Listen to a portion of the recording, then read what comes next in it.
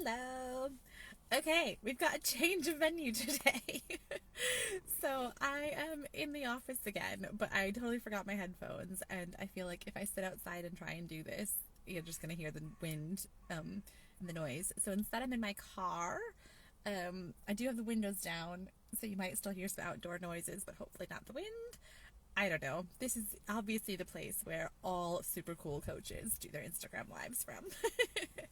um, but on a serious note, this is one of the reasons that I do love coaching, and like this is how I'm building my business, is that you can do it from literally anywhere. I mean, yesterday one of my coaches was doing hers from the airport because she's on her way to Italy, and like it's why I'm building this business as a virtual business so that I can do it on the fly. When I was, planning that, I wasn't exactly planning on doing it from the car in my office car park, but hey, here we go. A little lack of headphones isn't going to stop me. So, right, what's been going on this week? Honestly, I haven't even thought about what I'm going to cover. There's lots. There's, if you've been following my stories, I mentioned that we are starting potty training, and I did say it would be in your own best interest to ask questions so I don't talk all about potty training. But I am gonna hop on that just for a moment on the celebrations part of it. So Evie is starting potty training. We waited a long time. She's been sitting on the potty for months and months, and for probably months and months, she would go wee on the potty right before she got in the bath. So like the last wee of the day she would do. Actually, I say potty. I don't mean that. I mean the toilet. I actually am really not a fan of potties at all. They just piss me off having to empty them out, honestly. So we've got the little seat insert, and she's been sitting on the big toilet the whole time. After the first 2 weeks of the potty, I just got grumpy with it and put it away in the loft. So anyway, so she's been doing a wee on the toilet for months, but she wasn't ready to potty train yet. Now she finally was like, I want to wear big girl pants. Great, here we go. So I think that by kind of waiting a long time, almost quite a long time, it means that she's hopefully gonna get it quite quickly. Which is the same way as I did it with Nora, and she got it within a few days. So the whole point of this wasn't, though, to talk about the potty training. I just thought I would throw that in there because I know actually a few people messaged me saying that either they're on with it or they don't know what to do about it. So I just threw that part in. But what I was going to say, though, is that at my stories and yesterday, I was celebrating the fact that on her first day without pants, without a nappy on, she had 1.5 accidents, and I was like, yes, huge celebrations. Do I think that today she could be just weeing herself constantly at nursery? Is that possible? Totally possible. Was it a first day fluke?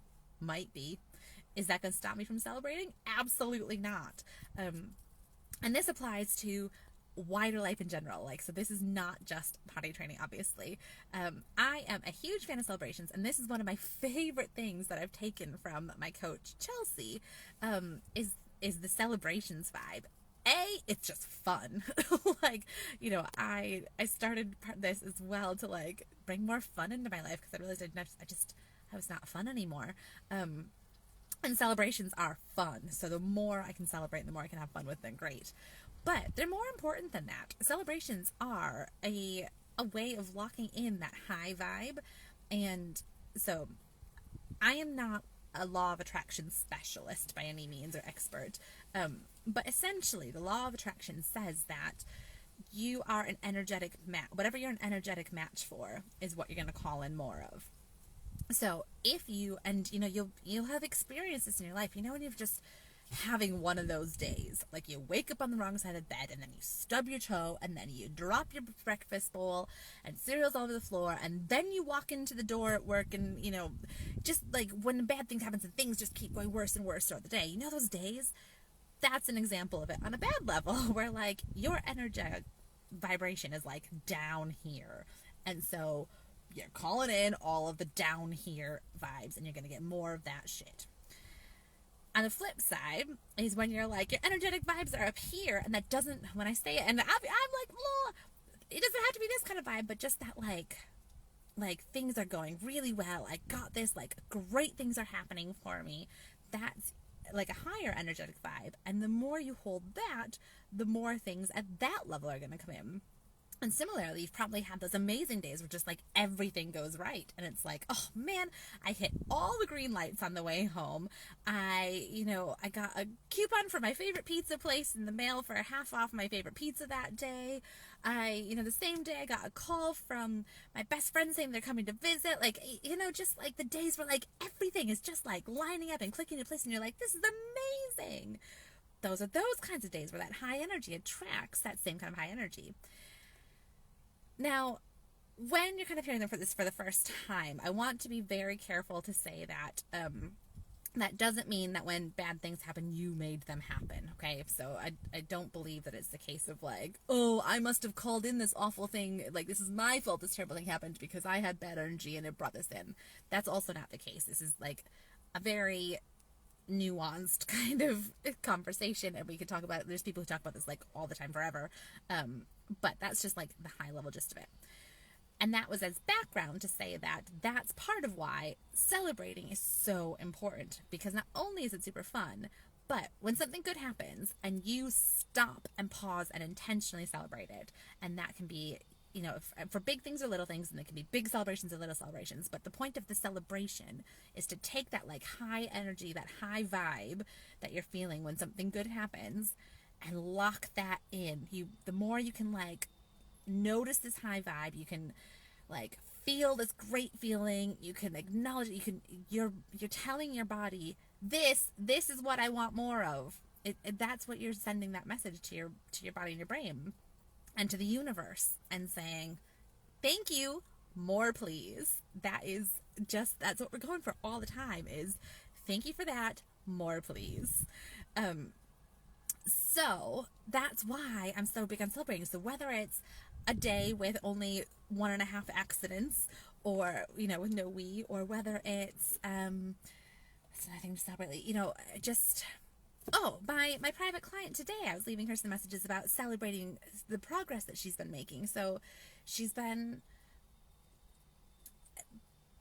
we've noticed some progress that she's made. And although it's not the end of the journey, but by the way, there is no end of the journey in this stuff, spoiler alert, but so although it's, sometimes it can feel like 2 steps forward, 1 step back, but I was talking to her about celebrating that. Those 2 steps forward are worth celebrating. Yes, there's 1 step back, but that is still forward motion.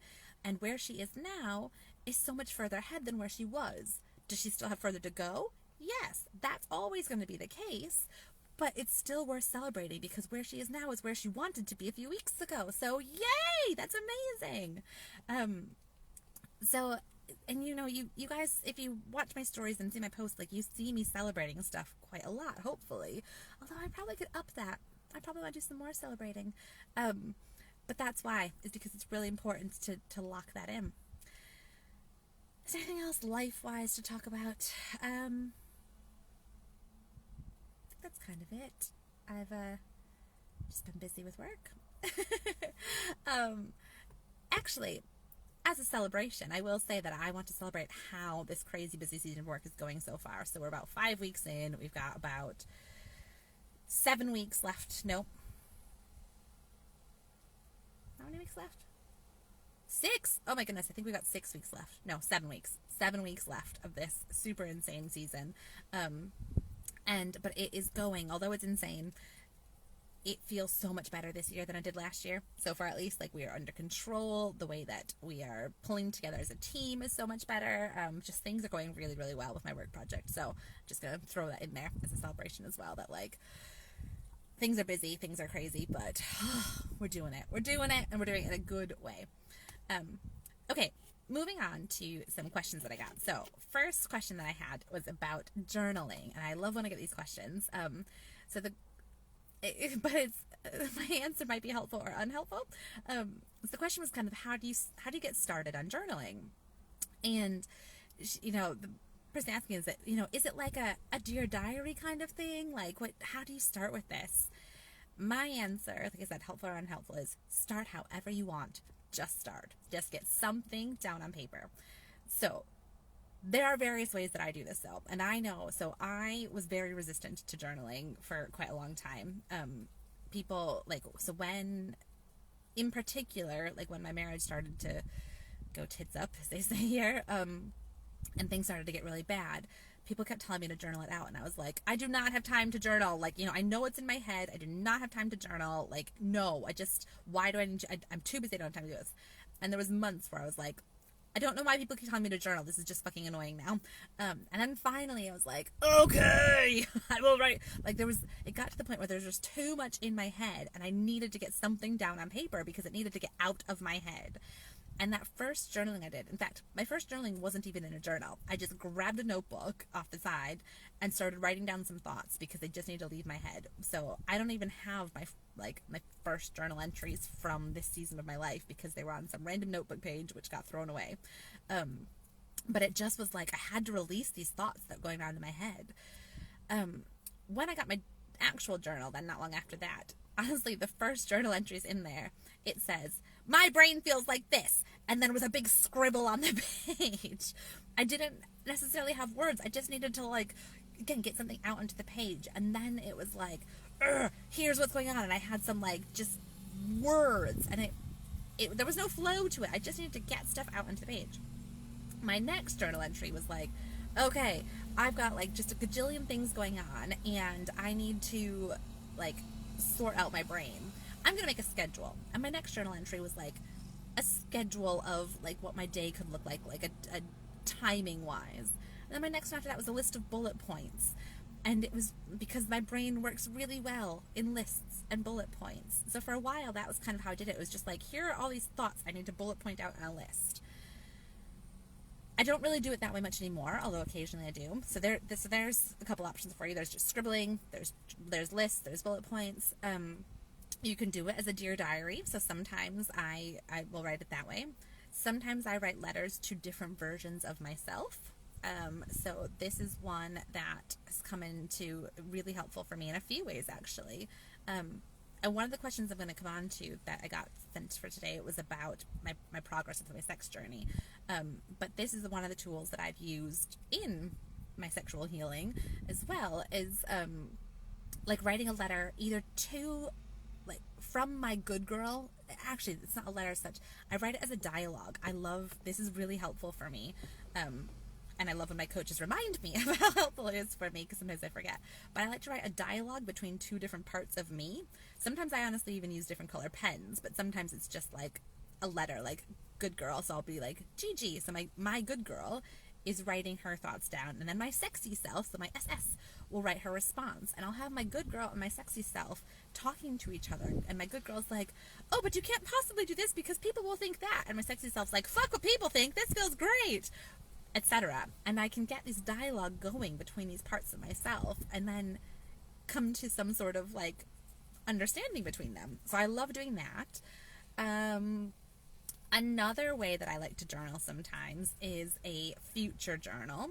So sometimes I like to, especially this is good when I am like locking into my future vision or calling in some future goal, I will write it as though it's already happened, as though like, so it'll be like 2023. So like I did this one at New Year's, and I did it for next New Year's. So on like January 1st, 2022, I wrote a journal entry dated 1st of January 2023, and it was like, oh my god, I cannot believe how much my life has changed in the past year. Like, this has happened, and this has happened, and oh my gosh, like, you know, a year ago Lindsay would never have believed this, but like, this is amazing. And I write it as though it's true for me now. That's another really fun one. I guess the point of all of this is that there are endless ways that you can journal, and it's when you're new to it, it's sort of about just experimenting and finding ways that work for you. And I know, like, when I talk with my clients about it, depending on what we're working with, sometimes I'll suggest different ways of doing it. So sometimes I suggest it as writing a letter. Sometimes I suggest it as just writing a list. But you will be amazed at what starts to come out when, like, from your brain onto the paper, stuff that you didn't even know was there. So it's a way to connect, like, to get your subconscious out, because that was one of my biggest resistances, was I was like, I know what I'm thinking, why do I need to write it down? But then I would start writing, I'd be like, oh my god, I didn't even know that I was thinking that, like, shit. So practice, just practice. Remember that this is for nobody except you. So I think that's a big thing, is that it can be very scary sometimes to write down the stuff inside. Like it's like, oh my god, but if I write this, does it make it true, or does it make it like, will somebody else see this, what will they think? And to remind yourself, this is only for you. And if you're worried about somebody seeing it, so maybe at the very beginning, if that's a really big concern, talk about the fears of like, do I think somebody's going to see this? Like, like for me, I live on my own. My kids can't read or couldn't read. Nobody was going to be reading this. That said, yeah. There was a time when I thought maybe my ex was reading it, and I remember a specific journal entry that said, like, stop reading my diary, you fucker!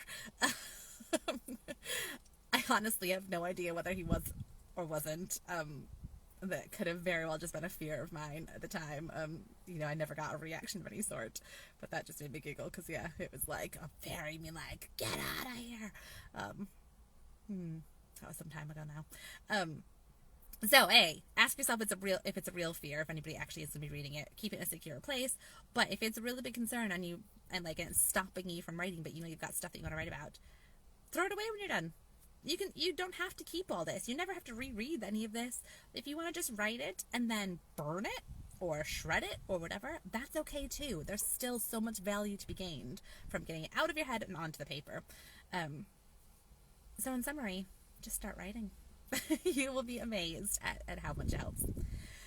Okay, and I want to keep this one short. I say that every week, don't I? So, next question I had was my favorite kitchen dance song, dance party song. I actually don't have an answer to that, because it depends on my mood that I'm in. A big one that Nora and I have both been loving lately is Fight Song by Rachel something. I just asked Alexa to play Fight Song, and that's like a really like feminist, build me up, like freaking love this power song. But my kitchen dance songs depend on what I'm in the mood for. Sometimes it's Spice Girls, sometimes it's like, just like 90s pop, sometimes it's Jump Around, sometimes I like Taylor Swift, Shake It Off. Like, if I've got something, if I'm really into like shift energy, I do Shake It Off. Depends. But yeah, those are some of my favorites. And then the question was, so how, like, any progress on my sex journey? Because last week, was it only last week? I think it was, where I talked a lot about what I'd been noticing and learning in my sex journey. And the short answer to that is no real updates from last week.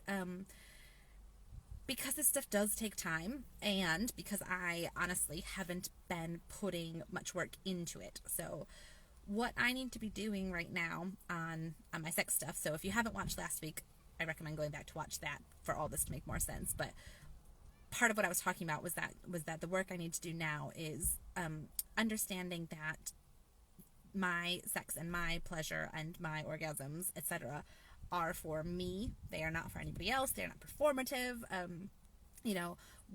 How I experience my pleasure and how, whether I orgasm or not, etc., has nothing, that doesn't determine somebody else's manliness. It's not that I need to, like, if I don't do it this way, then they're going to feel bad, they're not good enough. The people pleaser in me kind of wants to think that still, that like, they think their manliness depends on making me orgasm, and I don't want to let them down in that, and if I let them down, then I'm somehow a worse partner, etc. So that's the stuff that I kind of need to be addressing right now.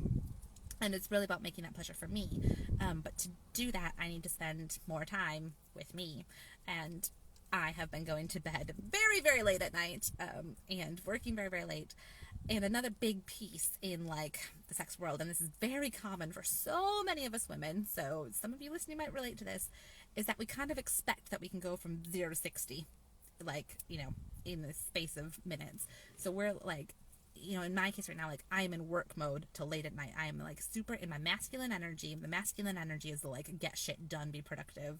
So I'm, like, go, go, go, really, like, focused. Gets to be, like, midnight, 1 in the morning. And then to expect me to be like, boom, switch into my feminine, switch into like pleasure receiving mode, immediately be like, yes, come on, orgasm. That is so not how our bodies or our brains work. Like, we don't switch that fast. That's what foreplay is for. It takes a lot more like lead up to it. So one big piece of this work is to not be going from 0 to 60. So aside from busy season, like, I had been spending a lot more time on just, Yeah, that's why I talk about like bringing pleasure into your everyday life and getting, having your body being used to receiving pleasure, so that you're not starting at zero. You're starting at an already elevated level of being able and open to receive pleasure.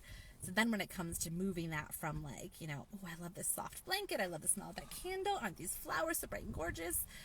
It's not sexual pleasure at that point, but you're open to all these sensory inflows, and then to flip that into sexual and pleasure and move that up, you're already like halfway there, and it's not as far of a gap to go. Whereas where I am right now is I'm like at zero because I am in full out work mode. It's just like go, go, go. And so to get me from there to the pleasure piece is a much bigger gap to bridge. So I have to be really intentional about setting aside this time for me to do this work, and I haven't been as much right now, and it's part of my challenge right now is finding the time to be really, really intentional about it, and not thinking that I can just like, this isn't the kind of stuff, the kind of work that I can do in tiny little pockets of time when it appears. I have to be intentional about it. So it's gonna be a bit slow, but that's okay because I am having compassion for myself for that, and know that there is no set timeline for any of this. There is no like right or wrong way to do it, or right or wrong timing in which to get it done.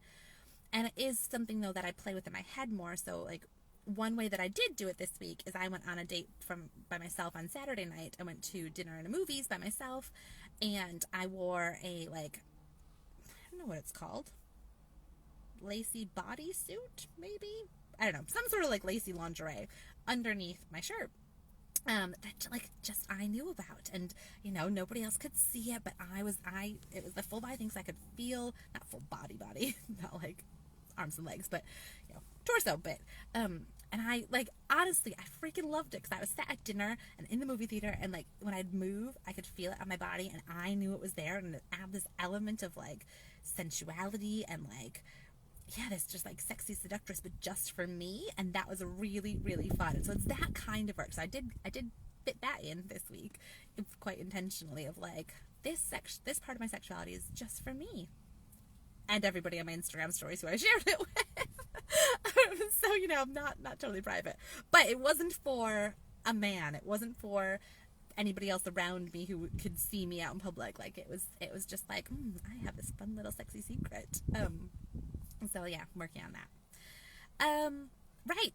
I think that's it. And I've filled my self-imposed time quota, more than as I usually do. So, paused. I think my connection was bad, which is probably, my cue to wrap up anyway.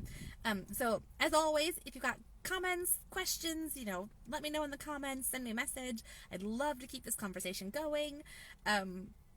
I did a post this week to say that I've updated my offers. So I had mentioned them actually on this call last week. We're not on a call, are we?